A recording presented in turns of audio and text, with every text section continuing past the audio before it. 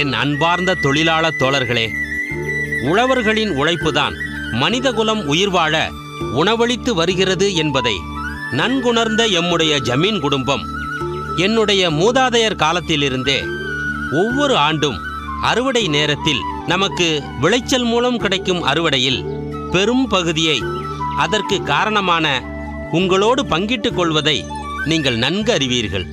பணக்காரர்கள் மேலும் மேலும் பணக்காரர்களாக வளர வேண்டும், ஏழைகள் தொடர்ந்து ஏழைகளாகவே நலிந்து மெலிந்து போக வேண்டும் என்பதும் நமது நோக்கமல்ல. நீங்கள் எல்லோரும் நன்றாக உண்டு மகிழ்ச்சியோடு வாழ்ந்து உற்சாகமாக உழைத்தால்தான் ஜமீனுக்கும் பெருமை. உழைக்கும் நீங்கள் குடும்பத்தோடு நிறைவாகவும் நிம்மதியாகவும் வாழ வேண்டும் என்பதே நம்முடைய குறிக்கோள். அந்த வகையில்தான் ஒவ்வொரு ஆண்டும் வழங்குவதைப் போல இந்த ஆண்டும் நம் வயலில் பணியாற்றும் உங்களுக்கெல்லாம் நெல் மூட்டைகளை பங்கிட்டு வழங்குவதற்காக இன்றைய தினம் உங்கள் அனைவரையும் இங்கு அழைத்திருக்கின்றேன்.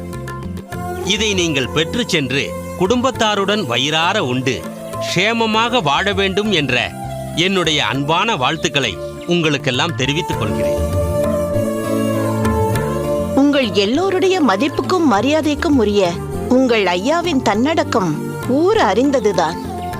அந்த தன்னடக்கத்தின் காரணமாக இன்று இன்னொரு முக்கியமான அறிவிப்பை என் வழியே வெளியிட வேண்டுமென்று உங்கள் ஐயா விரும்புகிறார். இன்றிலிருந்து நம் வயலில் பணி செய்து வயோதிகம் காரணமாகவோ தளர்வு காரணமாகவோ யாரேனும் ஓய்வு பெற்றால் அவர்கள் ஓய்வுக்கு முன் வாங்கிய ஊதியத்தில் 1/4 பங்கு அவர்களுக்கு அவர்களின் ஆயுள் வரை கொடுக்கப்படும்.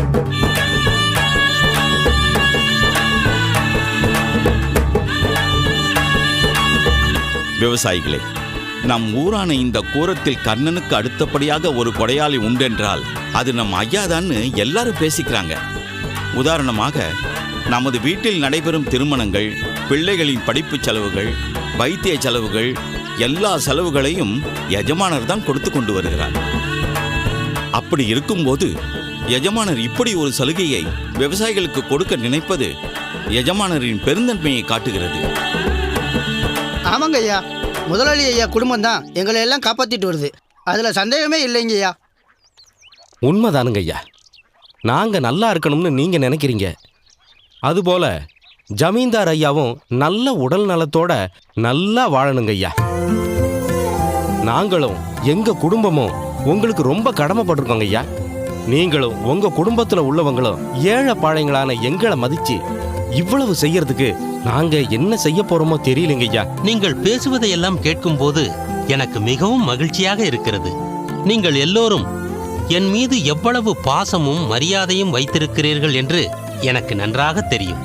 இதே அன்பை நீங்கள் என் மகன் ஸ்ரீவத் சாங்கன் மீதும் வைத்திருக்க வேண்டும் என்பதுதான் என் ஆசை, விருப்பம் எல்லாம். என் மூதாதையர் செய்ததைத்தான் நான் செய்து கொண்டு வருகிறேன். இந்த தர்ம கைங்கரியம் தொடர வேண்டும். இப்போது நான் செய்வதைப் போலவே தொடர்ந்து என் மகன் ஸ்ரீவத் சாங்கனும் செய்ய வேண்டும் என்பதற்காகத்தான் இந்த ஆண்டு அவனையும் வரச் சொல்லியிருக்கிறேன். உங்களுக்கெல்லாம் நெல் மூட்டையை அவர் முன்னிலையில்தான் வழங்க ஏற்பாடு செய்திருக்கிறேன். அடுத்த ஆண்டு முதல் அவன் தானே முன்வந்து இந்த நல்ல காரியத்தை தொடர வேண்டும். ஏனென்றால் இது இந்த ஜமீனில் ஒவ்வொரு ஆண்டும் தொடர்ந்து நடந்து வருகின்ற ஒன்றல்லவா. இதில் எந்தவிதமான குறையும் வந்துவிடக்கூடாது. நீங்கள் அனைவரும் மகிழ்ச்சியுடன் இருக்க வேண்டும். உங்களின் மகிழ்ச்சியே எங்களின் மகிழ்ச்சி. நமக்கு நினைவு தெரிஞ்ச நாள்ல இருந்து வருஷம் இப்போ இருக்கிற ஜமீன்தார் ஐயா நெல்லை கொடுக்கறது உண்மைதான். முதலாளிக்கு தாராளமா தானம் செய்யற குணம் உண்டு. எல்லாருக்கும் உதவி செய்யணுங்கிற பரந்த மனசு உண்டு. அதனால கொடுக்கறாரு. ஆனா இவர் மகன் எப்படியோ அப்பாவை போல புள்ளையும் இருப்பாரோ என்னவோ.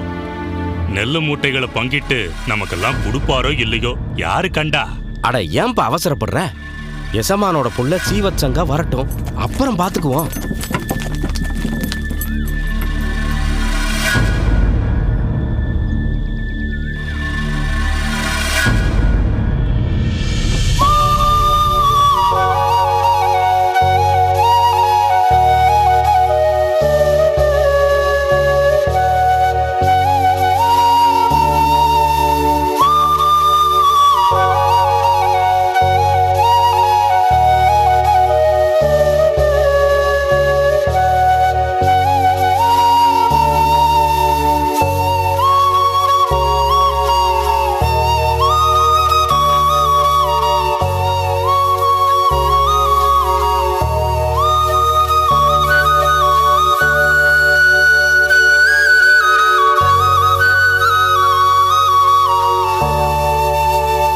வணக்கங்க ஐயா. வணக்கம். வா ஸ்ரீவத் சாங்கா. அனைவருக்கும் வணக்கம். வணக்கங்க ஐயா. இவன்தான் என் மகன் ஸ்ரீவத் சாங்கன். நீங்கள் எல்லோரும் அறிந்திருப்பீர்கள். ஸ்ரீவத் சாங்கா, இவர்களெல்லாம் நம் ஜமீனில் பல வருடங்களாக விசுவாசமாக விவசாயம் பண்ணி கொண்டிருக்கிறார்கள். இந்த வருடம் முதல் நீதான் ஒவ்வொரு வருடமும் நம் லாபத்தில் ஒரு பங்கை இவர்களுக்கெல்லாம் பங்கிட்டு கொடுக்க வேண்டும். நம் குடும்பத்தில் தவறாமல் பல வருடங்களாக இதை செய்து கொண்டு வருகிறோம். வருங்காலத்தில் நீயும் இதை தொடர வேண்டும். ஸ்ரீவத் சாங்கா, நெல் தானத்தை தொடங்கு. சரி அப்பா. கணக்கு பிள்ளை அவர்களே, அனைவரையும் வரிசையில் நிற்க சொல்லுங்கள். சரிங்க சின்ன எஜமா. வாருங்கள், அனைவரும் வந்து நெல் தானத்தை பெற்றுக்கொள்ளுங்கள்.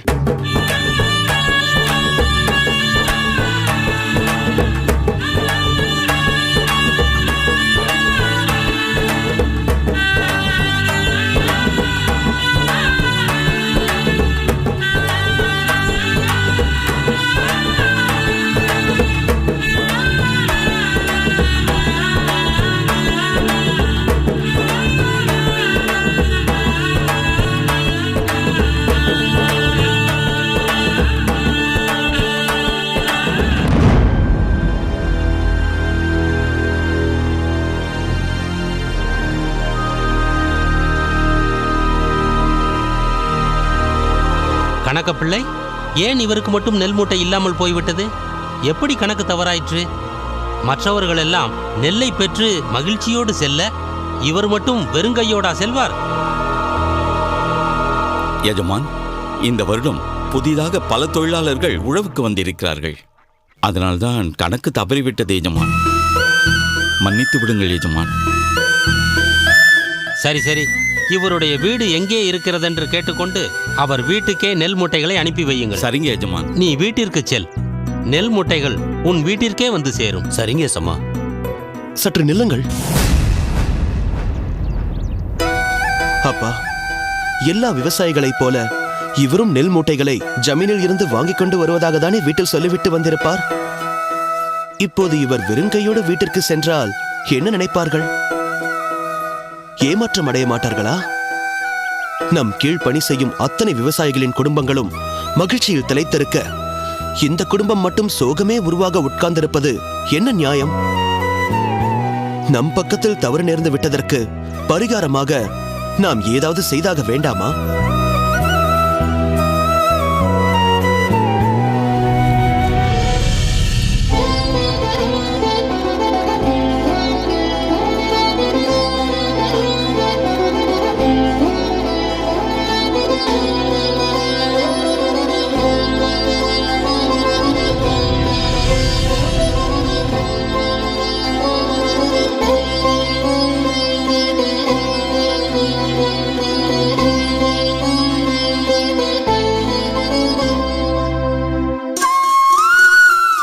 இங்கே வாரும், இந்த நகையை வாங்கிக் கொள்ளும். வேண்டாம் சின்ன எஜமா, இது ரொம்ப விலை உயர்ந்த நகை. எனக்கு நெல் மூட்டையே போதும். நான் என் குடும்பத்தார்கிட்ட சொல்லிக்கிறேன்.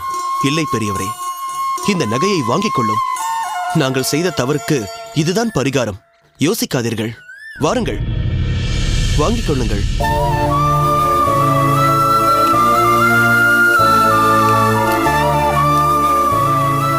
வரங்க சின்ன எஜமா, வரங்க எசமா, வரங்கம்மா. கணக்கு பிள்ளை அவர்களே, சொல்லுங்க சின்ன எஜமா. இனிமேல் இப்படி ஒரு தவறு நடக்காமல் பார்த்துக் கொள்ளும். சரிங்க ஐயா. நம்மை நம்பி வந்தால் அவர்களது நம்பிக்கை வீணாக கூடாது. வெறும் கையோடு யாரும் திரும்பி போகக்கூடாது. உத்தரவு சின்ன எஜமா. ஆஹா, அருமை மகனே ஸ்ரீவத் சாங்கா, உன் தாராள குணம் பார்த்து பூரித்து போயிருக்கிறேனப்பா. நீ எப்படி இருப்பாயோ என்று சில பேர் நினைத்திருப்பார்கள். ஆனால் நீயும் வாழையடி வாழையாக வரும் ஜமீன்தார் பரம்பரை குணம் மாறாமல் இப்படித்தான் இருக்கும் என்பதை செயல் மூலம் காட்டிவிட்டாய். மிக்க மகிழ்ச்சி.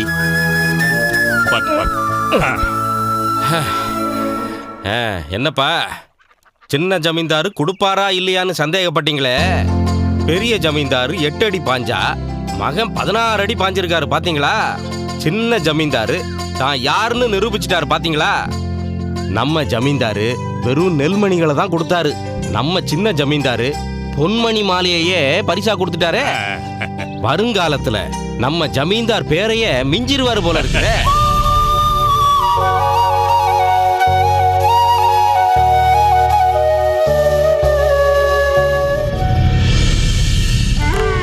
என்னப்பா இது, நம் பிழைப்பு இப்படியாகி விட்டதே. நாம் அரண்மனை சம்பளம் வாங்குகிறோம்.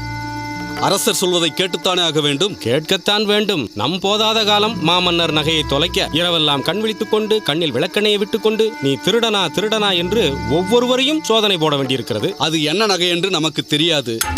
தொலைத்து விட்டவையா அல்லது திருட்டு கொடுத்தவையா என்பதும் நமக்கு தெரியாது. அது எப்படியாவது இருக்கட்டும். அது எந்த கோயில் என்பதாவது உனக்கு தெரியுமா? தெரியும் தெரியும், நம்மூர் நடராஜர் கோவில். சரி சரி, வா, நடந்து கொண்டே இருப்போம். யாராவது ஒற்றன் நாம் நிற்பதை பார்த்தால் இரவோடு இரவாக அரசரிடம் சொல்லி தொலைப்பான். ஏற்கனவே மாமன்னர் கடிந்து பேசியதை கேட்டு முகம் தொங்கி போயிருக்கும் நம் அரசர் நம்மீது சினம் கொள்வார். சரி சரி, ஒருவேளை அந்த நகை நம் கண்களில் பட்டு அதை கொண்டு போய் மாமன்னரிடம் கொடுத்தால் நம்மை எப்படியெல்லாம் புகழ்வார், என்னென்ன சன்மானமெல்லாம் கொடுப்பார். சும்மா கனவு காணாதே. நகையாவது நமக்கு கிடைப்பதாவது. வேலையை பார். அதோ பார், அங்கே ஒருவர் ஏதோ யோசனையோடு நடந்து கொண்டிருக்கிறார். அடவிடப்பா, இந்த வழியே போவர் ஒருவரை எல்லாம் சோதனை செய்து செய்து அலுத்து போய்விட்டது. சரி, நீ இரு, நான் விசாரிக்கிறேன். ஐயா பெரியவரே, இப்படி வாரும். ஐயா, இரவு கிட்டத்தட்ட நடுச்சாமமாக போகிறது. எங்கே பதுங்கி பதுங்கி போகிறீர்? பதுங்கியா? இல்லையே. எனக்கு அரண்மனை காவலில் 15 வருடம் அனுபவம் இருக்கிறது. பதுங்கி போய் கொண்டிருக்கிறீர்களா ஒதுங்கி போய் கொண்டிருக்கிறீர்களா என்பது எனக்கா தெரியாது. ஐயா, இல்லைங்கய்யா, நீங்க நினைக்கிறது தப்பு. நான் பதுங்கியெல்லாம் போகல. சரி, அப்படியே வைத்துக் கொள்வோம். இந்த நேரத்தில் எங்கிருந்து வருகிறீர்கள்? எங்கே போய் கொண்டிருக்கிறீர்கள்? என் பொண்ணுக்கு திருமணம் மாங்கல்யம் செய்யறதுக்காக நான் செய்யற ஆளை தேடி போனேன். செய்யறவரு எங்கேயோ போயிருந்தாரு. அவர் வந்ததுக்கு அப்புறம் அவர்கிட்ட பேசிட்டு வந்ததுல தாமதம் ஆயிடுச்சு. ஓ, மாங்கல்யமா? எத்தனை குந்துமணி? 8 குந்துமணி. உனது பெண்ணுக்கு மாங்கல்யம் செய்ய போகிறீரா? யாரிடம் காது குத்துகிறாய்? உன்னை பார்த்தால் ஏழை விவசாயி போல் தெரிகிறது. நீ உன் பெண்ணுக்கு மாங்கல்யம் செய்ய போகிறாயா? ஏன் செய்யக்கூடாது ஐயா? பெரிய பெரிய ஆட்களே கால் குந்துமணியில் தான் மாங்கல்யம் செய்கிறார்கள். நீ பஞ்சத்தில் அடிபட்டவன் போல் இருக்கிறாய். நீ உன் பெண்ணுக்கு 8 குந்துமணியில் மாங்கல்யம் செய்கிறாயா? ஆமா. இது ஏதோ விவகாரமாக இருக்கிறது. இவ்வளவு தாமதமாக எங்கிருந்து வருகிறாய் என்று கேட்டதற்கு மாங்கல்யம் செய்பவர் வீட்டிலிருந்து வருகிறேன் என்று பிதற்றிக் கொண்டிருக்கிறார். எதற்கு சந்தேகம்? சோதனை செய்து பார்ப்போம். ஐயா, என்னது? முதலில் வெளியே எடு. இல்லையா, ஒண்ணு இல்ல. எடு.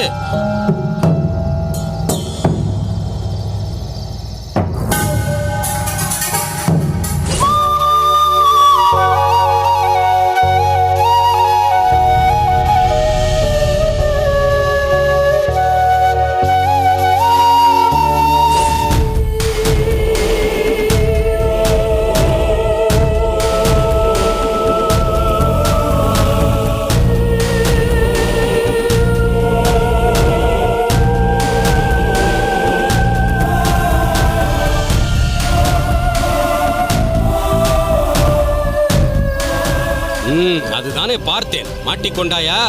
இது மன்னரின் நகைதானே? இல்லைங்கய்யா, இது என்னோட நகை. முழு பூசணிக்காயை சோற்றில் மறைக்க பார்க்கிறாயா? இவனுடன் என்ன பேச்சு?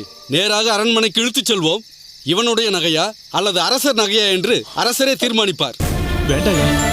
ஐயாவாவது கொய்யாவாவது. ஐயா, நட நட. என்னோட நகை. ஐயா, விடுங்கய்யா.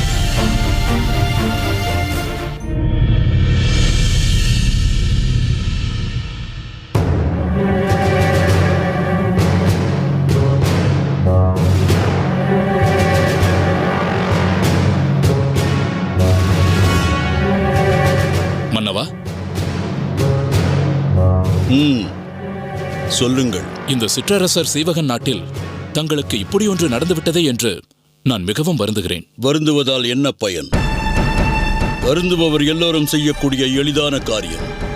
இந்த அலங்கார சொற்களை எல்லாம் விடுத்து காரியத்தில் கண் வையுங்கள். குறுக்கிடுவதற்கு மன்னிக்க வேண்டும். தேவையில்லாத வீண் வார்த்தைகளை பேசிக் கொண்டிருக்காதீர்கள் பிரதானியாரே.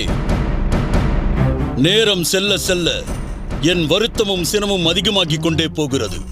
தளபதியாரே, நீர் இது குறித்து ஏதாவது முயற்சி செய்து கொண்டிருக்கிறீர்களா? அல்லது அரசரோடு சேர்ந்து நீரும் வருந்தி கொண்டிருக்கிறீரா? இல்லை மன்னவா, காவலர்களை முடுக்கிவிட்டு தேடுதல் பணியை தீவிரமாக்கியிருக்கிறோம். தங்களின் காணாமல் போன நகை திருட்டு போன நகை என்று சொல். அனைத்து கண்ணோட்டத்தில் இருந்தும் பிரச்சனையை கையாண்டு கொண்டிருக்கிறோம் மன்னவா. ஒருவேளை கோவிலில் தரிசனம் செய்த வேளையில் எங்காவது அணிகலன் தவறிக்கூட விழுந்திருக்கலாம் அல்லவா? இல்லை, அதற்கு வாய்ப்பே இல்லை. ஒருபோதும் நான் அவ்வளவு அலட்சியமாக இருக்க மாட்டேன். நிச்சயம் இது திருட்டுதான். சரி மன்னவா, திருட்டு என்றே வைத்துக் கொள்ளலாம். திருடு போன நகையையும் திருடனையும் வெகு சீக்கிரம் கண்டுபிடித்து விடுவோம் மன்னவா. நேற்றிலிருந்து இதையேதான் சொல்லிக் கொண்டிருக்கிறீர்கள். நாட்டின் மாமன்னரின் திருட்டு போன நகையை 2 நாழிகைக்குள் மீட்டுக் கொண்டு வந்திருக்க வேண்டாமா? என் நிலைமையை இப்படி என்றால் ஒரு சாதாரண பிரஜையின் நிலைமை என்ன ஆகும்? மன்னிக்க வேண்டும் மன்னவா, பிரஜைகள் மகிழ்ச்சியாகத்தான் இருக்கிறார்கள். மக்களின் பாதுகாப்பை மட்டுமே ஆட்சியின் முக்கிய பணியாக நினைத்து நான் திறம்பட செய்து வருகிறேன். அக்கம் பக்கத்து பல ஊர்களில் வழிப்பறி கொள்ளையர்கள் தங்கள் கைவரிசையை காண்பித்த போது எங்கள் ஊரில் நுழைய முடியவில்லை. பல சிற்றரசர்கள் அக்கொள்ளையர்களை சிறைப்பிடிக்க முயற்சி செய்தும் கடைசியில் எங்கள் வீரர்கள்தான் அவர்களை பிடித்து அக்கூட்டத்தையே அழித்தனர். ஆகையால் என் ஆட்சிக்கு உட்பட்ட இந்த ஊரில் திருட்டு என்பதே இல்லை மன்னவா. அப்படி என்றால் நான் பொய் சொல்கிறேன் என்று கூறுகிறீர்களா? இல்லை மன்னவா. சுயத்தம்பட்டம் வேண்டாம். அப்படி இல்லை மன்னவா. போதும். ராணியாருக்கு மிகவும் பிடித்த நகை அது. நான் அதைதான் எப்போதும் அணிந்து கொள்ள வேண்டும் என்று வற்புறுத்துவாள். எனக்கு கீழிருக்கும் ஒரு சிற்றரசன் ஊரில் சுற்றுலாவிற்கு வந்த சமயத்தில் கோயிலில் நகை திருட்டு போய்விட்டதே என்று சொன்னால் பிறகு ஏன் பேரரசர் என்று மார்தட்டிக் கொள்கிறீர்கள் என்று என்னை எள்ளி நகையாடுவார்கள். மாமன்னருக்கு வணக்கம். அந்த நிலை தங்களுக்கு வராது மன்னவா. ஜோதிடம் சொல்கிறீரோ? இல்லை மன்னவா, தங்கள் நகை கிடைத்துவிட்டது என்று சொல்கிறேன்.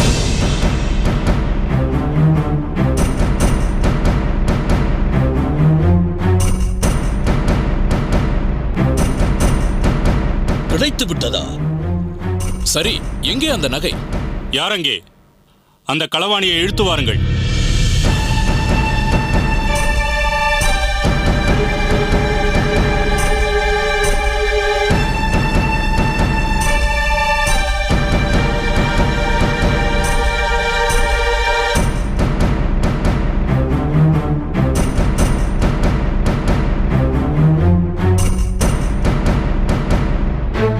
இந்த மனிதரா திருடி இருக்கிறார் என்று சொல்கிறீர்கள்? ஆம் மன்னவா. இவரா என்னிடம் நகையை திருடியது? எனக்கு நம்பிக்கை இல்லை. பார்த்தால் மிகவும் அப்பாவியாக தெரிகிறார். இப்போதெல்லாம் திருடர்கள் அப்பாவி போல் வேஷமிட்டு வருகிறார்கள் மன்னவா. இங்கே திருட்டே இல்லை என்று தம்பட்டம் அடிக்கிறீர்கள். திருடர்கள் மாறு வேஷத்தில் வருகிறார்கள் என்று முன்னுக்கு பின் முரடாக பேசும் நீர் ஓர் சிற்றரசன். அந்த நகையை கொண்டு போய் மன்னரிடம் காட்டு.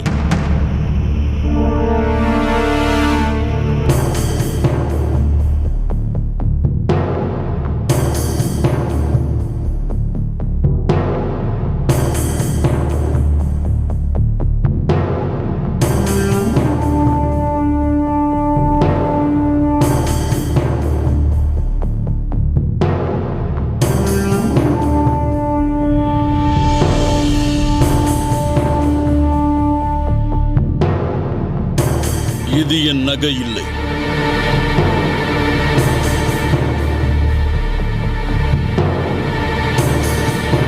நிச்சயம் இது என் நகை இல்லை.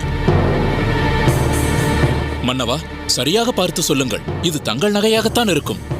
இல்லை, இது என் நகை இல்லை. இங்கே பார், இதை மன்னரிடமிருந்து கோவிலில் தானே திருடினாய்? ஆமாம் என்று குற்றத்தை ஒப்புக்கொண்டு விடு. நம் மன்னர் மிகவும் இரக்க குணம் உள்ளவர்.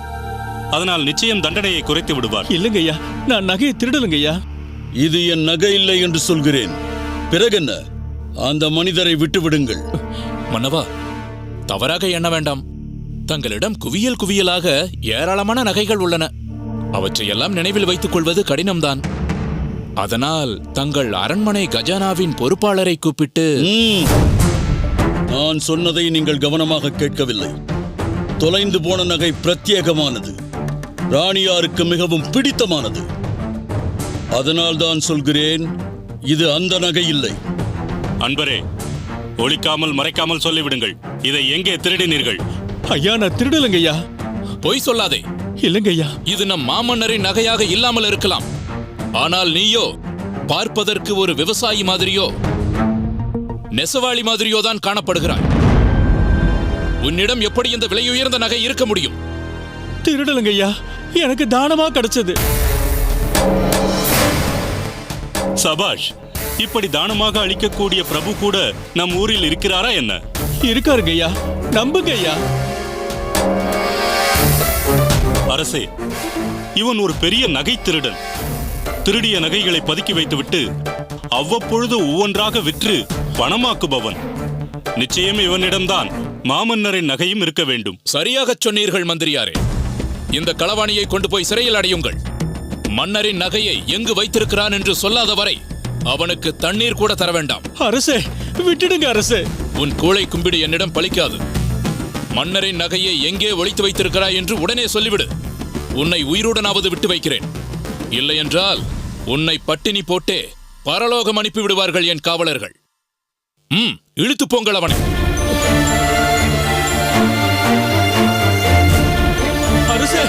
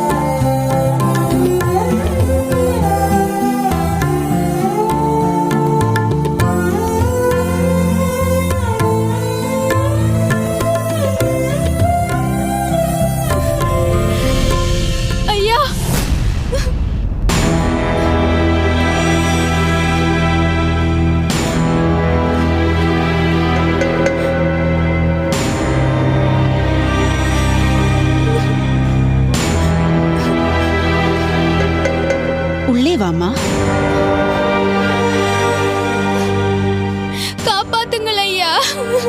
யாரம்மா நீ? என்ன நேர்ந்தது உனக்கு? ஏன் அழுது கொண்டிருக்கிறாய்? உன்னை இதற்கு முன் பார்த்தது போல் தெரியவில்லையே. நீங்க என்னை பார்த்திருக்க முடியாது. உங்க பண்ணையில வேலை பார்க்கிற கதிரேசரோட மகன் நான். சரி சரி, அழ வேண்டாம். என்ன நேர்ந்தது என்று சொல். என் தகப்பனார அரண்மனை காவலாளிங்க சிறையில பிடிச்சு வச்சிருக்காங்களா ஐயா.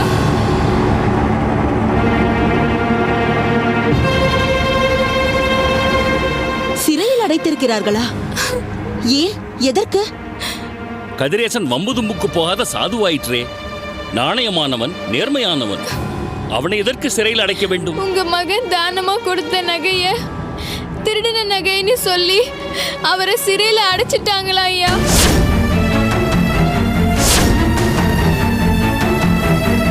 அவருக்கு அங்க சாப்பாடும் தண்ணியும் கூட கொடுக்கறது இல்லையா? இது அநியாயம், அக்கிரமம்.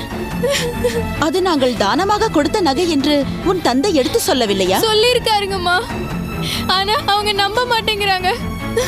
நம்ம பேரரசர் கோயில்ல ஒரு நகையை தொலைச்சிட்டாராம். அதுவும் என் தகப்பனார் கிட்ட தான் இருக்கும்னு காவலாளிங்க அவருக்கு உணவும் நீரும் கூட கொடுக்காம பட்டினி போட்டு சித்திரவதை செய்யறாங்களாம். இது என்ன கொடுமை! அது நாம் தானமாக கொடுத்த நகை என்று நிரூபித்து அவரை எப்படியாவது விடுதலை செய்ய வேண்டும்.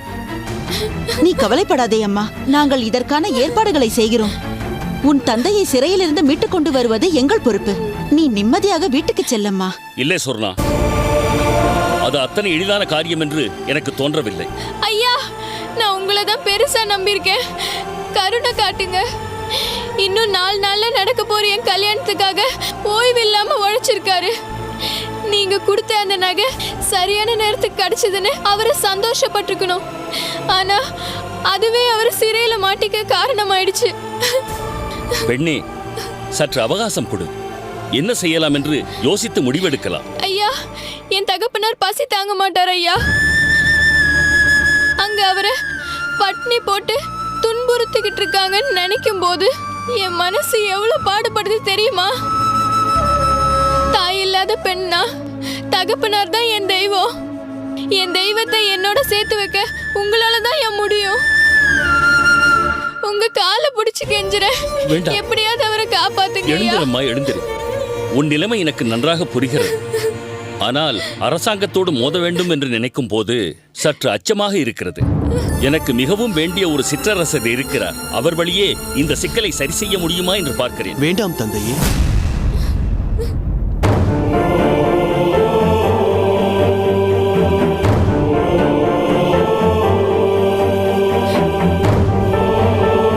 ஸ்ரீவத்சாங்கன், ஏன் வேண்டாம் என்கிறாய்? நான் சென்று அரசரிடம் பேசி கதிரேசரை மீட்டுக் கொண்டு வருகிறேன் தந்தையே. வேண்டாம் ஸ்ரீவத்சாங்கா, நீ 20 வயது நிறைந்த வாலிபன். இன்னும் 120 வருடங்கள் வாழ வேண்டியவன். அரசனோடு வாதம் பிரதிவாதம் புரிவதால் அரசாங்கத்தின் விரோதத்தை சம்பாதித்துக் கொள்வாய். உன் ஆயுள் முழுவதும் அரசாங்கம் கொடுக்கும் பிரச்சனைகளாலும் சச்சரவுகளாலும் நீ அல்லல் பட வேண்டி வரும். ஏன், இப்போதே கூட அவர்கள் நம் சொத்து பத்து பற்றியும் செல்வங்கள் பற்றியும் தோண்டி துருவ ஆரம்பிக்கலாம். தந்தையே, மடியில் கனமிருந்தால் தானே நாம் பயப்பட வேண்டும். நாம் எல்லாவற்றிலும் நேர்மையாகவும் நாணயமாகவும் இருக்கிறோம் என்பதில் கிஞ்சித்தும் சந்தேகம் இல்லை. நான் நிச்சயம் சென்று அரசரை சந்திப்பேன். நீ இளம் கன்றப்பா. நாம் நேர்மையாகவும் நாணயமாகவும் இருந்தாலும் தேவையற்ற பிரச்சனைகளை அரசாங்கம் உன் முன் வைக்கும், தொல்லைகள் கொடுக்கும். அரசாங்கத்திற்கு நிறைய நேரம் இருக்கிறது. வீண்வாதம் செய்ய ஆட்கள் நிறைய இருக்கிறார்கள். நாம் நேரத்தை வீணடிக்க முடியாது. ஸ்ரீவத்சாங்கன், உன் தந்தை சொல்வது மிகவும் சரியானதே. நாம் வேறு ஏதாவது ஒரு வழியில் இந்த பெண்ணின் தந்தையை மீட்க பார்ப்போம். இல்லை தாயே, நாம் செய்திருக்கும் நற்காரியம் மற்றவருக்கு தீங்கிழைக்குமானால் அதை பார்த்து கொண்டு வாளாய் இருந்துவிட முடியாது. நற்காரியம் செய்துவிட்டோம் என்று மகிழ்ச்சி கொள்ள முடியாது. இந்த பெண்ணுக்கு நேர்ந்த அவலம் நம்மால் தான் என்பதை மறுக்க முடியாது. நிச்சயம் நான் சென்று அரசரை சந்தித்து அவர் புரிந்து கொள்ளும்படியான விளக்கங்களை கொடுப்பேன். அரசர் நிச்சயம் அறிவு கூர்மையுடன் இருப்பார். அவரால் எல்லாவற்றையும் புரிந்து கொள்ள முடியும் என்ற நம்பிக்கையும் எனக்குள் இருக்கிறது. உன் வாழ்க்கையில் என்னை விட வேறொருவருக்கு அக்கறை இருந்துவிட முடியுமா? அந்த அக்கறையின் பேரில் சொல்கிறேன். நான் இதற்கு வேறொரு ஏற்பாடு செய்கிறேன். தயவு செய்து நீ இதில் தலையிட வேண்டாம். இல்லை அப்பா, கதிரேசனுக்கு நகையை கொடுத்தது நான். அவரை நான் காப்பாற்றாமல் போனால் ஆயுள் முழுவதும் என் நெஞ்சில் அது நெருடிக்கொண்டே இருக்கும். நான் இப்போதே புறப்பட்டு அரண்மனைக்கு செல்கிறேன். இருவரும் என்னை ஆசிர்வதியுங்கள்.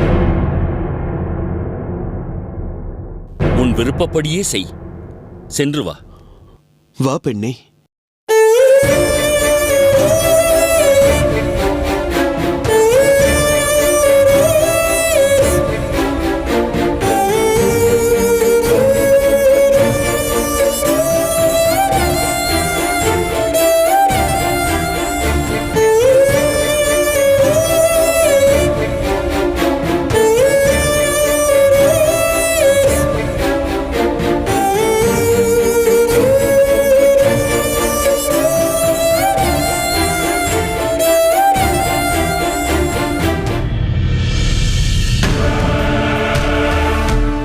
என்ன, அவன் பேசினானா? இல்லை மன்னவா, நான் திருடவில்லை என்று மீண்டும் மீண்டும் சொல்கிறானே தவிர வேற எதுவும் அவன் வாயிலிருந்து வரவில்லை மன்னவா. திருடன் எவனாவது நான் தான் திருடினேன் என்று அவன் வாயாலேயே ஒப்புக்கொள்வானா? தளபதி, நீர் சென்று உன் சேவகர்களின் கைவரிசையை காட்டச் சொல்லும். பிறகு பாரும். உத்தரவு.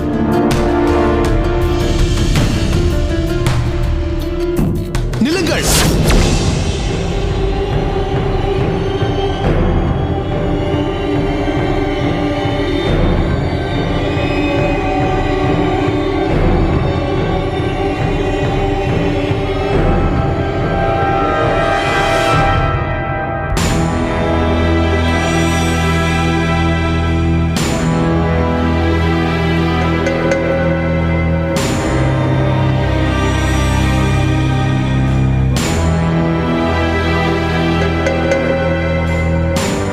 மன்னிக்க வேண்டும் அண்ணா. நான் எவ்வளவு கூறியும் கேட்காமல் உள்ளே வந்து விட்டான். யார் நீ? உடன் வந்திருக்கும் இந்த பெண் யார்?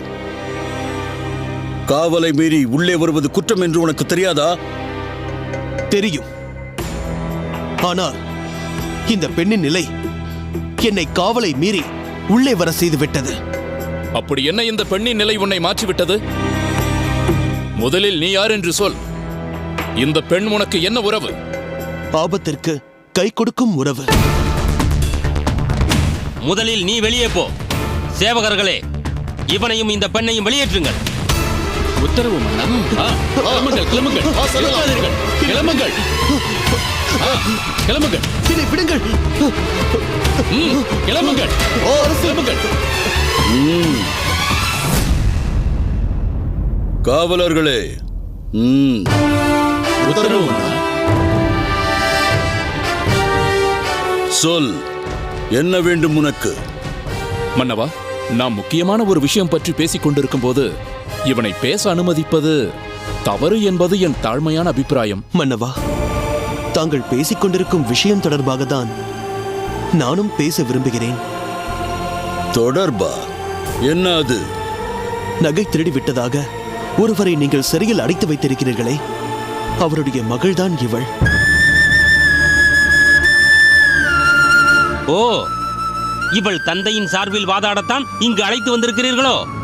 இல்லை மன்னவா, 4 நாட்களில் இவளுக்கு திருமணம் நடக்க இருக்கிறது. ஆனால் நீங்களோ திருடன் என்று கூறி இவளின் தந்தையை சிறையில் அடைத்து விட்டீர்கள். கண்ணீரும் கம்பளியுமாக இருக்கும் இவளுக்கு வாதாடக்கூடிய தெம்பும் இல்லை. அதனால் இவளுக்கு பதில் இவள் தந்தை குற்றமற்றவர் என்று நிரூபிக்க நான் வந்திருக்கிறேன். சபாஷ். எப்படி நிரூபிக்கப் போகிறாய்? அந்த நகை தங்கள் அரண்மனையில் தானே இருக்கிறது. அரண்மனை என்ன மன்னரின் அருகிலேயா இருக்கிறது? சரி, அது முத்துக்களால் ஆன மாலை சரிதானே? இப்படி சொல்லிவிட்டால் நிரூபணமாகிவிட்டதாக அர்த்தமோ? இல்லை, அதில் சரியாக 26 முத்துக்களும் ஒரு விரற்கடை அளவு தங்க பதக்கமும் இருக்கின்றன.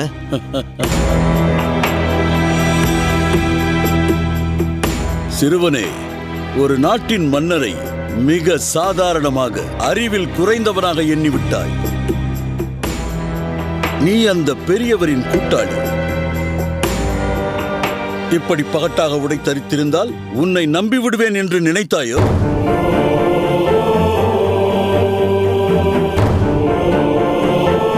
மன்னா, தங்களை காண கோயில் குருக்கள் ஒருவர் வந்துள்ளார். பார்க்க முடியாதென்று சொல். உத்தரவு மன்னா. காவலனே நெல்.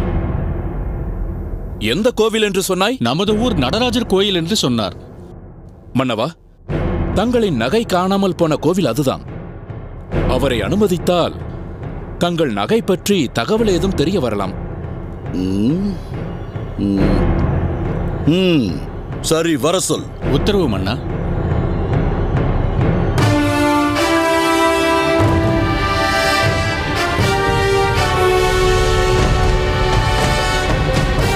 மாமன்னருக்கு என் பணிவான வணக்கம். முதற்கண் தாங்கள் என்னை மன்னித்தருள வேண்டும். எதற்கு? தாங்கள் தங்கள் நகையை கோயிலில் தொலைத்து விட்டீர்கள் என்பதால் கோயில் முழுவதும் சல்லடை போட்டு சலித்து விட்டோம் நாங்கள். அப்படியும் கிடைக்கவில்லை என்று சொன்னீர்களே? ஆம் மன்னவா, அதில் என் பெரிய தவறொன்றும் இருக்கிறது. என்ன தவறது? கர்ப்பகிரகத்தில் மாமன்னரின் நகை இருந்திருக்கிறது.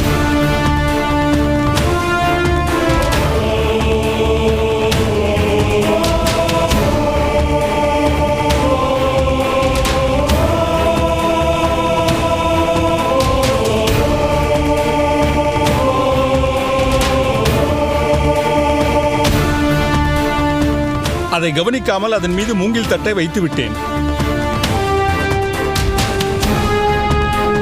எதேச்சியாக மூங்கில் தட்டை எடுக்கும்போது அதன் கீழ் தங்கள் நகை இருப்பதைக் கண்டேன். அதை எடுத்துக்கொண்டு ஓடோடி வந்தேன் மன்னவா. அமைச்சரே,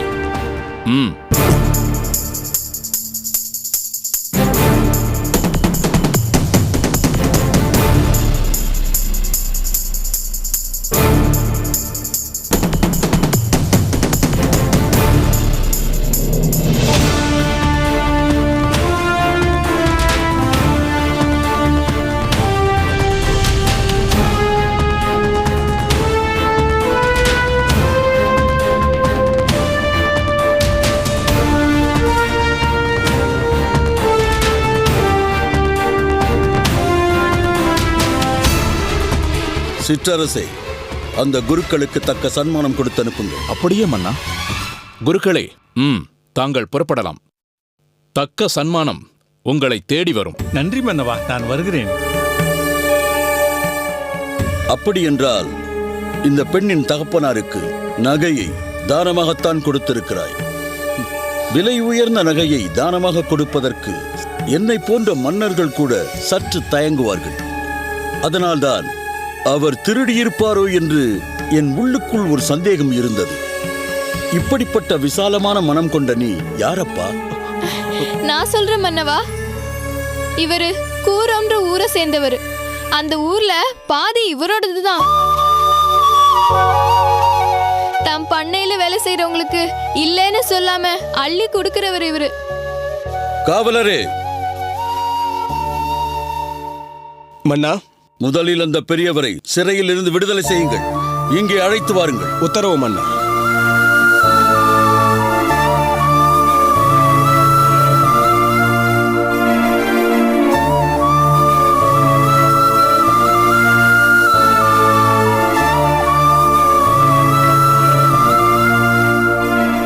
நன்றி மன்னவா. உனது பெயர் என்ன சொன்ன? ஸ்ரீவத் சாங்கன். சாதாரணமாக செல்வம் வைத்திருப்பவர்கள் அதை சேர்க்கவே விரும்புவார்கள். இதில் சிற்றரசர்களும் பேரரசர்களும் கூட அடக்கம். அவர்கள் செல்வத்தோடு நாடுகளையும் வசமாக்கிக் கொள்ள விழைவார்கள். செல்வம் செல்வோம் செல்வோம் என்று இடைவிடாது கூறிக்கொண்டிருந்தாலும் அது தன்னை விட்டு போகாமல் கெட்டியாக பிடித்துக் கொள்வதில்தான் மனிதனுக்கு எவ்வளவு நாட்டம். அப்படிப்பட்ட மனிதர்களிடையில் எப்படி உனக்கு இப்படி ஒரு சுபாவம் அமைந்தது? நான் முற்பிறவியில் செய்த புண்ணியம் எனக்கு பெற்றோர் அமைந்தது. அவர்களை நான் முன்னுதாரணமாக கொண்டது இறைவனின் அருள். வணக்கம் அண்ணா. அப்பா, ஐயோ, எவ்வளவு வாடி போயிட்டீங்க அப்பா. என்ன செய்யறதுமா, விதி கொஞ்சம் விளையாடிருச்சுன்னு நினைக்கிறேன். எவ்வளவு உயர்ந்த எண்ணம் நம்ம எஜமானருக்கு. தானம் கொடுத்துட்டோம், இனி அவங்க பாடுன்னு நினைக்காம இங்கேயே நம்ம துயரத்தை துடைக்க ஓடி வந்திருக்காரு.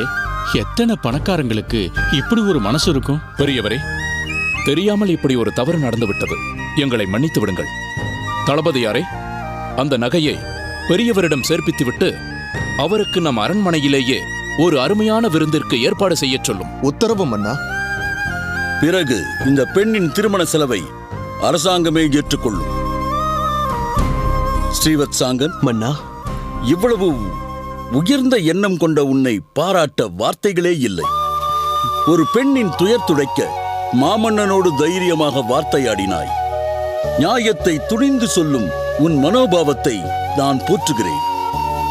இனி நீ செய்யும் தான தர்மங்களில் நானும் பங்கெடுத்துக் கொள்ளலாம் என்று முடிவு செய்து விட்டேன். அது என் பாக்கியம் மன்னா. சிற்றரசே, சொல்லுங்கள் மன்னா. இனி மாதா மாதம் ஒரு பெரும் தொகையை இவருக்கு கொடும்.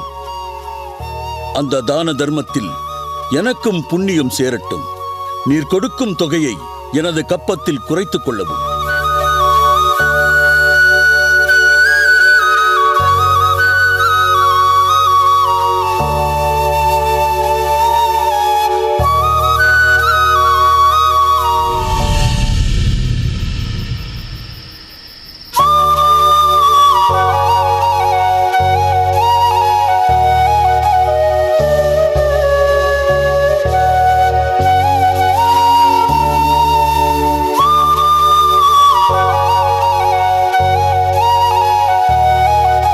நமஸ்காரம். நமஸ்காரம்.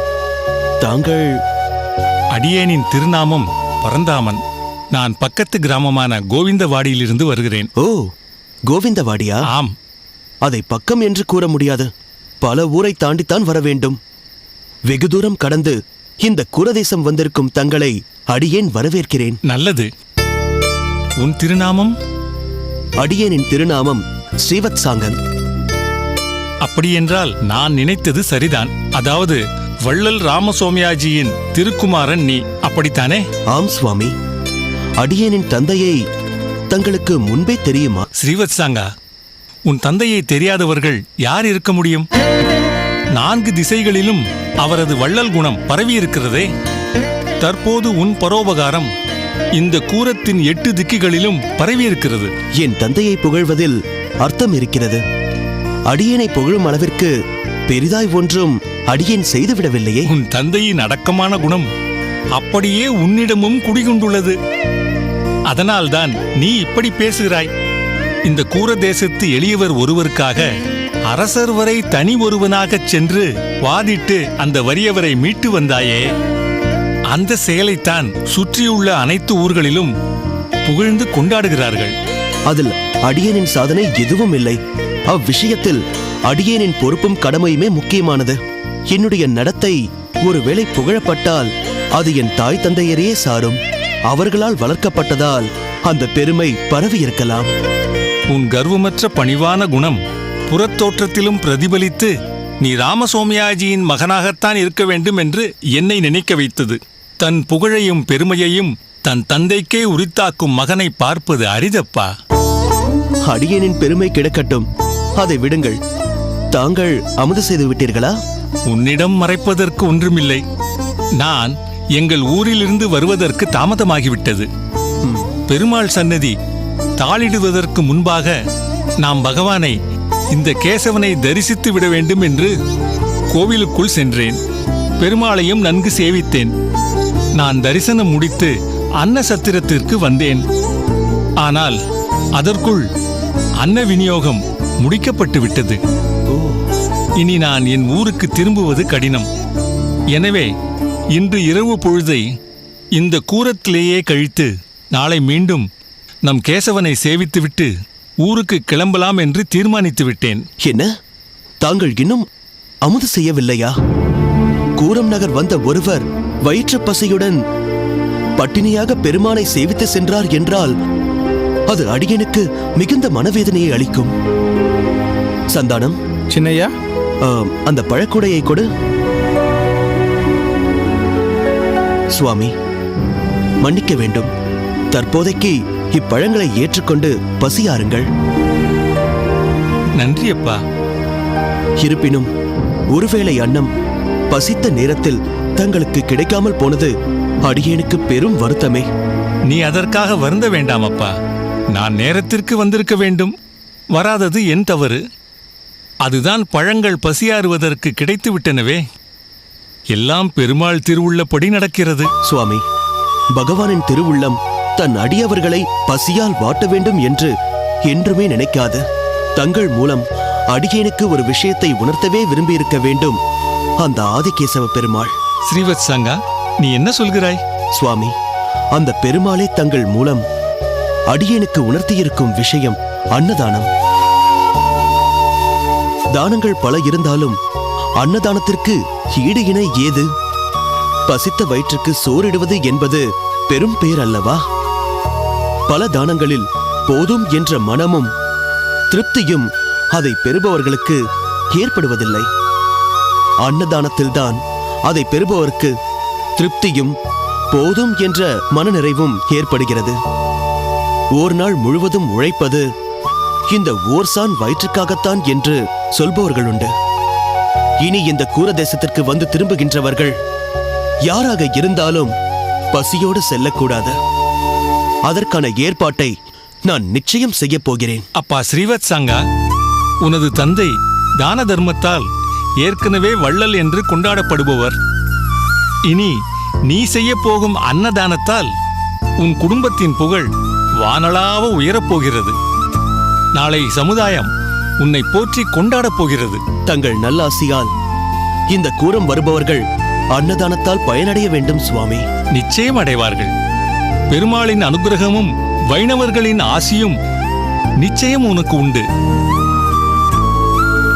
கூரத்திற்கு வரும் மக்களின் பசியை நீ போக்கப் போவதால் கூரத்திற்கே ஈசன், அதாவது கூரேசன் என்று உன்னை வருங்காலம் போற்றப் போகிறது.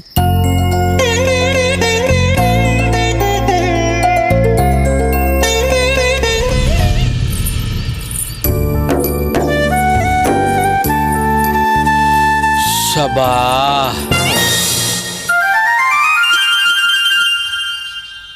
இன்னும் சோமியாஜிகளே, இன்னும் கூரத்திற்கு எவ்வளவு தூரம் நடக்க வேண்டும்? அநேகமாக கூரத்தை அடைந்து விட்டோம் என்று நினைக்கிறேன்.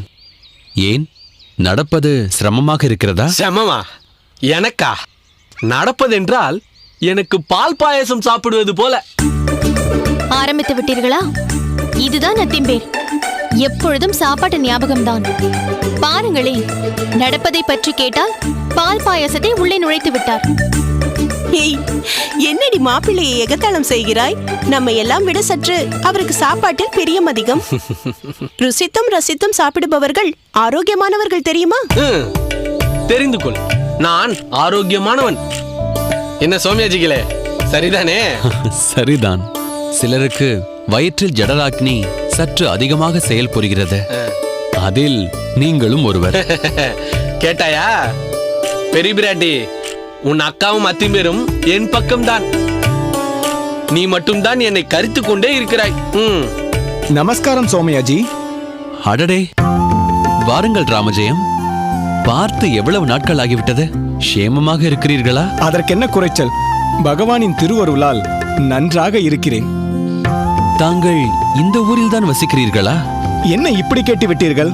பிறந்தது முதல் இதே கூரத்தில் தான் நான் வசித்துக் கொண்டிருக்கிறேன். எதிர்பாராத நம் சந்திப்பு எனது பெரும் பாக்கியம். எனக்கும் உங்களை சந்தித்ததில் மகிழ்ச்சிதான். சரி, ஏது இவ்வளவு தூரம்? அதுவும் குடும்ப சமேதராய்?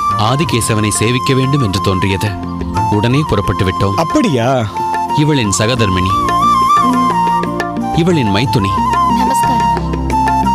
இவர் என் சட்டகர், இவன் ராமானுஜன், என் சீமந்த புத்திரன். கோயிலுக்கு போவதாக சொன்னீர்கள்? ஆமாம். அடடா, உச்சிக்காலமாகிவிட்டதே. நடை சாத்திருப்பார்களே. சற்று நேரம் முன்பு வந்திருந்தால் பரவாயில்லை. அருமையான சேவையாக இருந்திருக்கும். நீங்கள் சொல்வதை பார்த்தால் கோவில் நடை திறக்க வெகு நேரம் இருக்கிறது போல இருக்கிறதே. ஆமாம். அப்படியானால் மடப்பள்ளியும் மூடி இருக்குமே? நிச்சயமாக மூடி இருக்கும். அதில் என்ன சந்தேகம்? உங்கள் கவலை உங்களுக்கா? என்ன பெரிய பிராட்டி? ஒன்றுமில்லை அக்கா. எப்பொழுது கோவில் திறப்பார்களோ என்று சொன்னேன். மாலை பொழுதில் திறந்து விடுவார்கள் அம்மா. அமுதுண்டு விட்டு அருகிலுள்ள மண்டபத்தில் ஓய்வெடுங்கள். கண் மூடி கண் திறப்பதற்குள் நேரமாகிவிடும்.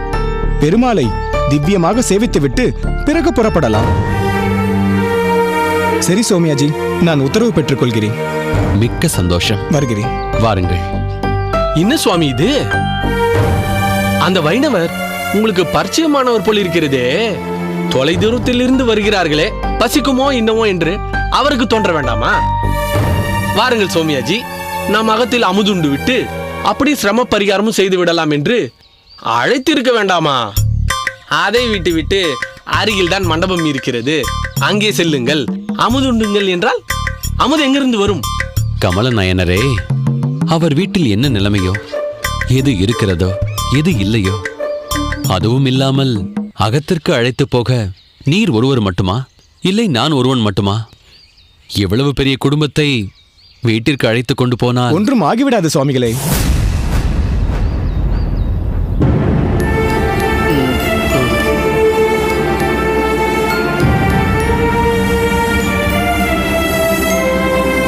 உங்கள் குடும்பம் என்ன, இதை விட பெரிய குடும்பத்தை கூட என்னால் அழைத்து கொண்டு போய் விருந்தளிக்க முடியும். அப்படி கைங்கரியம் செய்யும் அளவுக்கு அந்த பெருமாள் எனக்கு அருள்பாலித்திருக்கிறார். ஆனால் இந்த கூரத்தில் அநேகமாக பலர் இல்லத்திலும் மதிய நேரத்தில் தலிகை செய்வதே இல்லை. அப்படியா? ஆச்சரியமாக இருக்கிறதே. என்ன இப்படி கேட்கிறீர்கள்? உங்களுக்கு தெரியும் என்றல்லவா நான் நினைத்துக் கொண்டிருக்கிறேன். கூரத்தில் நடக்கும் அன்னதானத்தை பற்றி தாங்கள் கேள்விப்பட்டதில்லையா? சலிக்காமல் சளைக்காமல் அனைவருக்கும் உணவளிக்கும் அன்னதான பிரபு இந்த ஊரில் தான் இருக்கிறார். இந்த கூரத்தில் மதியத்தில் அடுப்பெறிவதென்பது அவரின் அன்னதான கூடத்தில் மட்டும்தான். இந்த ஊரில் பசி என்பதை யாருக்கும் தெரியாது. அப்படி ஒரு அன்னதானம் நடக்கிறது.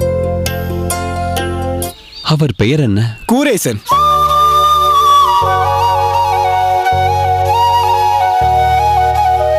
அப்பா, அங்கு சென்று நாமும் அமுதுண்ணலாமா?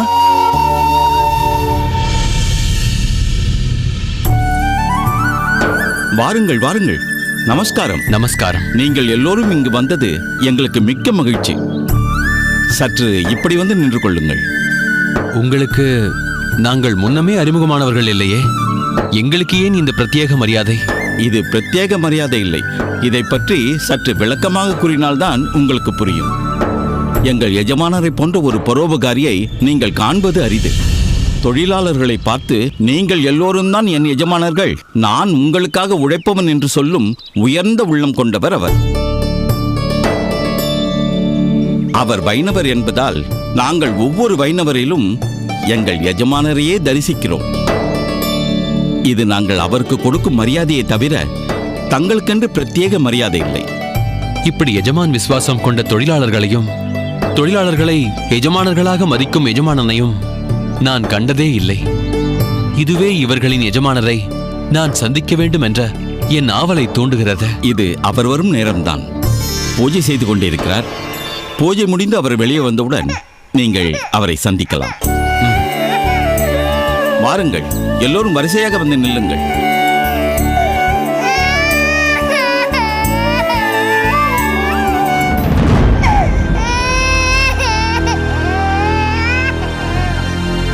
அழாத அழாத.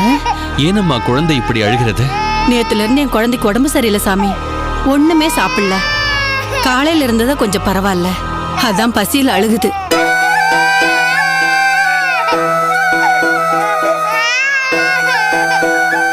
கொஞ்சம் பொறுத்துக்குப்பா.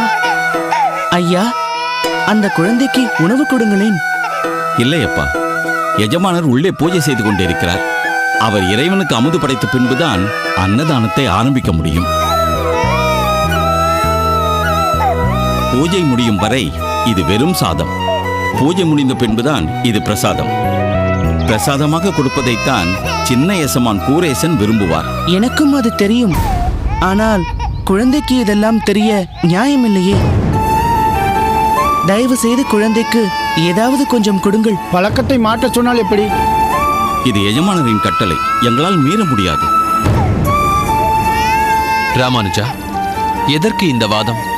சற்று பொறுமையாக இரு. அவர்களின் எஜமானர் வந்துவிடட்டும். இல்லையப்பா, குழந்தையின் கதறல் கல் மனசுக்காரர்களையும் கரைத்துவிடும் எனும் போது இளகிய மனம் கொண்ட நான் எப்படி இதை சகித்துக் கொள்ள முடியும்? இவர்கள் சொல்வதை பார்த்தால் இவர்கள் எஜமானரும் மிகவும் இளகிய மனசுக்காரராகத்தான் இருக்க வேண்டும். என்னை அவர் நிச்சயம் புரிந்து கொள்வார்.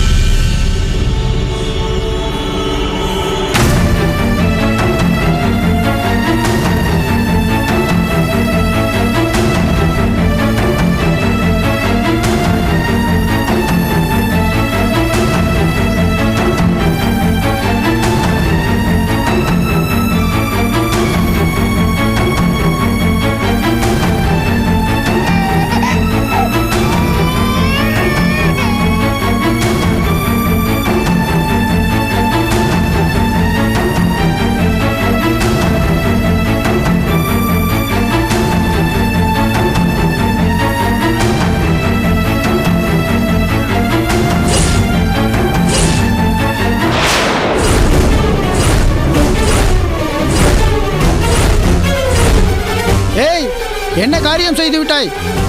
என்ன துணிச்சல் உனக்கு? இறைவனுக்கு அமுது சேர்வித்தாயிற்று. இப்போது அந்த குழந்தைக்கு அன்னம் கொடுங்கள்.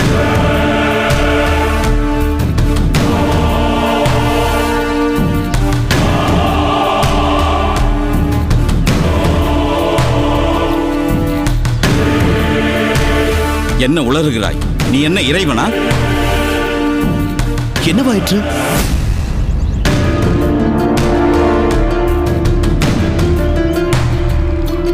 என்ன பிரச்சனை? அப்பா உள்ளே பூஜை செய்து கொண்டிருக்கிறார். சற்று அமைதியாக இருக்க சொல்லுங்கள். சின்ன எஜமான், சிறுவன் ஒருவன் அன்னதான பருக்கை ஒன்றை எடுத்து தன் வாயில் போட்டுக்கொண்டு இறைவனுக்கு அமுது செய்தாயிற்று, அன்னதானத்தை தொடங்குங்கள் என்று பிதற்றுகிறான். ஏன் அவன் அப்படி செய்கிறான்? குழந்தை அழுவதை அவனால் தாங்கிக் கொள்ள முடியவில்லையா? அதனால் குழந்தைக்கு ஏதாவது முதலில் கொடு என்று ஆரம்பத்திலிருந்தே சச்சரவு செய்து கொண்டிருக்கிறான். யார் அது? அதோ அந்த சிறுவன் தான்.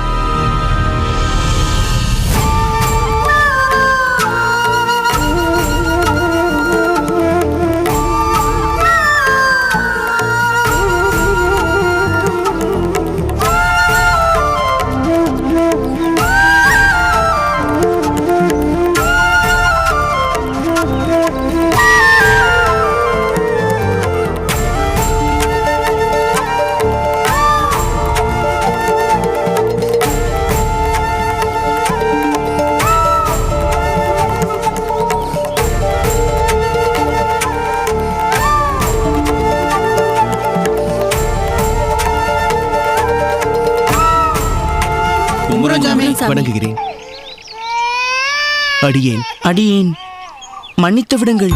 நான் செய்ததற்கு தண்டனை என்ன கொடுத்தாலும் ஏற்றுக்கொள்ள சித்தமாயிருக்கிறேன். ஆனால் அதற்கு முன் உலக நடைமுறைகள் அறியாத, ஆனால் பசி மட்டுமே அறிந்த அந்த குழந்தையின் பசி ஆற்றுங்கள். கணக்கு பிள்ளை, குழந்தைக்கு அன்னம் கொடுங்கள். சின்ன எஜமான், இன்னும் பூஜை முடியவில்லை. எனக்கு தெரியும். ஆனால் இவர் உண்டது அந்த ஆதிகேசவனே நேரில் வந்து உண்டது போல் அடியேன் நினைக்கிறேன்.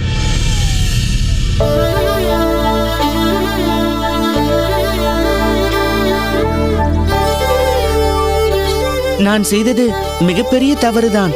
என்னை இறைவன் என்று சொல்லிக் கொண்டது அகம்பாவத்தின் உச்சம். அதற்குரிய தண்டனையை நான் நிச்சயம் அனுபவிப்பேன். இல்லை, குழந்தையின் பசியை தங்கள் பசியைப் போல் உணர்ந்த வேகத்தினால்தான் இதை நீங்கள் செய்தீர்கள் என்று நான் நன்கு அறிவேன். புகழும் பொருளும் ஒன்றே குறியாக தன்னை இறைவன் என்று சொல்லிக் கொள்ளும் வேடுதாரி அல்லவே நீங்கள். சுவாமி, உங்களின் பெருந்தன்மை அளவிடற்கரியது. ஆயினும் இவனை மன்னித்தேன் என்று ஒரு வார்த்தை கூறுவது எங்களை சமாதானப்படுத்தும். மன்னிப்பதற்கு இதில் கடுகளவும் எந்த தவறும் இல்லை. சொல்லப்போனால் இதிலிருந்து அடியேன் என்று ஒன்று கற்றுக்கொண்டேன். கணக்கு பிள்ளை, நாளையிலிருந்து குழந்தைகளை காக்க வைக்க வேண்டாம். இவர் சொன்னது போல் குழந்தைகள் உலக நடைமுறைகளை அறியாதவர்கள். அதனால் அவர்களுக்கு முதலில் உணவு கொடுத்து விடுங்கள். சரிங்க சின்ன எஜமான். அன்னதானத்தை தொடங்குங்கள். ஆகட்டும். நீங்கள் எல்லோரும் நெடுந்தூரத்திலிருந்து வந்திருப்பது போல் தெரிகிறதே. என்னோடு உள்ளே வந்து உணவருந்துங்கள். பரவாயில்லை, நாங்கள் இங்கேயே உண்கிறோம். இது என் வேண்டுகோள். தயவு செய்து ஏற்றுக்கொள்ளுங்கள். அப்பா, உள்ளே செல்லலாம் அப்பா. சரி, வாருங்கள். வருகிறோம். வாருங்கள்.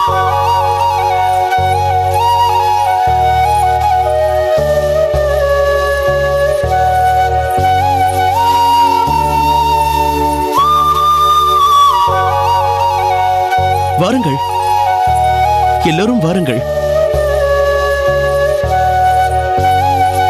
ஏனோ தெரியவில்லை, தங்களை பார்த்ததுமே இனம் தெரியாத ஒரு ஈர்ப்பு என்னுள் பரவி இருக்கிறது. தாங்கள் கூறிய அந்த ஈர்ப்பு எனக்கும் இருப்பதை நானும் உணர்கிறேன். என்ன ஆச்சரியம்! தாங்கள் முற்பிறவியிலேயே எனக்கு பரிச்சயமானது போன்று நான் உணர்கிறேன். மன்னிக்க வேண்டும், ஒரு சிறு விண்ணப்பம். தங்களை விட வயதில் சிறியவனான என்னை தாங்கள் ஒருமையில் நீ என்றே அழைக்கலாம். என்ன? அடியேன் உங்களை ஒருமையில் அழைப்பதா? நிச்சயம் அது என்னால் முடியாது. இவர்கள் அனைவரும் உங்களுக்கு என்ன முறை என்பதை அடியேன் தெரிந்து கொள்ளலாமா? தாராளமாக தெரிந்து கொள்ளலாம். இவர் என் அப்பா, அவர் என் அம்மா,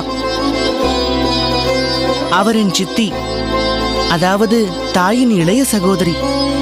அவர் என் சித்தப்பா. தாங்கள் எல்லோரும் நெடுந்தொலைவில் இருந்து வருகிறீர்கள் என்று தெரிகிறது. தங்களது ஊர் எது என்று அடியேன் தெரிந்து கொள்ளலாமா? ஸ்ரீபெரும்புதூர். ஸ்ரீபெரும்புதூரா? ஆஹா, அங்கேயும் ஆதிகேசவன் தானே கோயில் கொண்டிருக்கிறார். ஆமாம், எங்கள் ஊரை பற்றி நிறைய தெரிந்து வைத்திருக்கிறீர்கள் போலும். நிறைய கேள்விப்பட்டிருக்கிறேன். அப்படியானால் யாகங்களில் சிறந்த வேத விற்பனர் ஒருவர் அவ்வூரில் வசிப்பதை பற்றியும் நீங்கள் கேள்விப்பட்டிருக்க வேண்டுமே? கேள்விப்பட்டிருக்கிறேன். ஏன், தாங்கள் அவருக்கு உறவா? ஆமாம், அரிசிக்கும் வெள்ளத்துக்கும் அதிரசத்தில் உள்ளது போல அழுத்தமான உறவு.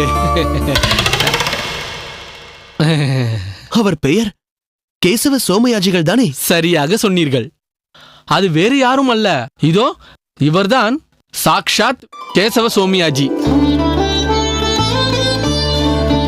என் மனைவிக்கு அத்திம்பேர், எனக்கு சட்டகர். இதைவிட நெருங்கிய உறவு இருக்க முடியுமா என்ன? தாங்கள் தானா அது? அடியனுக்கு என்ன பாக்கியம்! தங்களை விருந்தினராக பெற அடியேன் அதிர்ஷ்டம் செய்திருக்க வேண்டும். குரேசா, யார் இவர்கள்? வாருங்கள் அம்மா, இவர்கள் ஸ்ரீபெரும்புதூரிலிருந்து வந்திருக்கிறார்கள். வாருங்கள் அப்பா, நானே உங்களை அழைக்க வேண்டும் என்று நினைத்தேன். நீங்களே வந்துவிட்டீர்கள். இவர்கள்தான் என் பெற்றோர்கள். நமஸ்காரம். நமஸ்காரம். அடடே, கேசவ சோமியாஜிகளா? அப்பா, தங்களுக்கு இவரை தெரியுமா? இவரை எனக்கு நன்றாக தெரியுமே. மன்னிக்க வேண்டும், நான் தங்களை பார்த்ததாக ஞாபகம் இல்லையே. பரவாயில்லை. கூரேசா, இவர் எப்பேற்பட்ட சிரேஷ்டர் தெரியுமா? கரணை என்ற ஊரில் பதுமராஜன் என்ற செல்வந்தர் ஒரு பெரிய யாகம் நடத்தினாரே, அது உனக்கு ஞாபகம் இருக்கிறதா? ஆமாம் அப்பா. அங்கு யாகத்தை வெகு சிறப்பாக நடத்தி கொடுத்தவர் இவர்தான். என்ன சோமயாஜி சுவாமிகளே, நான் சொல்வது சரிதானே? ஆமாம், சரிதான். தாங்கள் அங்கு வந்திருந்தீர்களா? தங்களை பார்த்த ஞாபகம் இல்லையே. இருக்காது.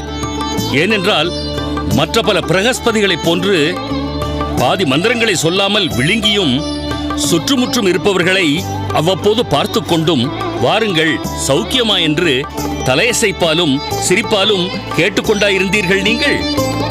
யாகத்தில்தான் தங்களுக்கு எத்தனை சிரத்தை, தங்களின் மந்திர உச்சாடனங்கள் தான் எவ்வளவு ஸ்பஷ்டம். சற்று அதிகமாகவே என்னை நீங்கள் சிலாகிக்கிறீர்கள். இல்லை இல்லை குரேசா, அப்பா, யாகம் முடிந்ததும் என் நண்பர் பதுமராஜன் பொன்னும் பொருளுமாய் இவருக்கு கொடுத்ததை என்ன செய்தார் தெரியுமா? சிறு பகுதியை மட்டும் தான் வைத்துக் கொண்டு மீதமிருந்த அத்தனையையும் அந்த ஊர் கோயிலுக்கு அன்பளிப்பாக தந்துவிட்டார். தனக்கு கொடுக்கப்பட்ட புதிய வஸ்திரங்களையும் அங்குள்ள ஏழைகளுக்கு தானமாக தந்துவிட்டார். செல்வந்தர்கள் படாடோபத்திற்கும் புகழுக்கும் செய்வதை இவர் காதும் காதும் வைத்தார் போல் எந்த உள்நோக்கமும் இல்லாமல் முழு மனதோடு செய்திருக்கிறார் என்று சொன்னால் அது மிகையாகாதப்பா. அப்பா, இவர்தான் இவருடைய மகன். ஓ, மன்னிக்க வேண்டும். இதுவரை நான் தங்களின் திருநாமத்தை தெரிந்து கொள்ளவில்லை. தங்களின் திருநாமத்தை சொல்ல வேண்டும். ராமானுஜன்.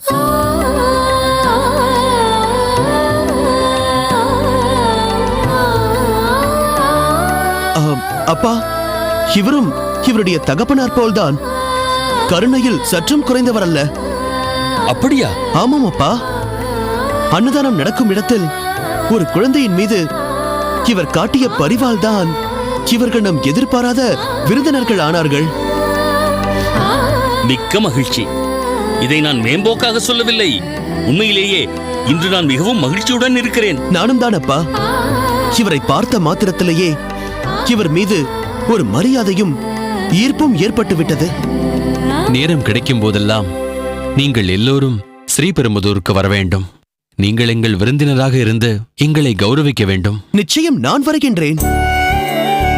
ஏனென்றால் இவரை அவ்வப்போது அடியேனை சந்திக்க வேண்டும். இவரிடமிருந்து நிறைய சத் விஷயங்களை அடியேனை கற்றுக்கொள்ள வேண்டும். குரேசா, ஏதேது ராமானுஜனை உன் ஆச்சாரியனாகவே நீ ஏற்றுக்கொள்வாய் போல் இருக்கிறதே.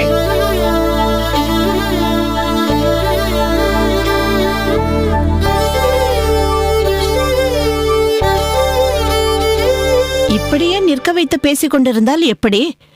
நெடுந்தூரத்திலிருந்து வந்திருக்கிறார்கள். பாவம், பசிக்காதா? சீக்கிரம் அனைவருக்கும் உணவு பரிமாற ஏற்பாடு செய்கிறேன். உள்ளே அழையுங்கள். அப்பாடா, இப்பொழுதாவது நினைவுக்கு வந்ததே. பசி வயிற்றை கிள்ளுகிறது. உடனே இலையை போடுங்கள். சரி, வாருங்கள். உள்ளே சென்று உணவருந்தலாம். வாருங்கள், வாருங்கள், வாருங்கள்.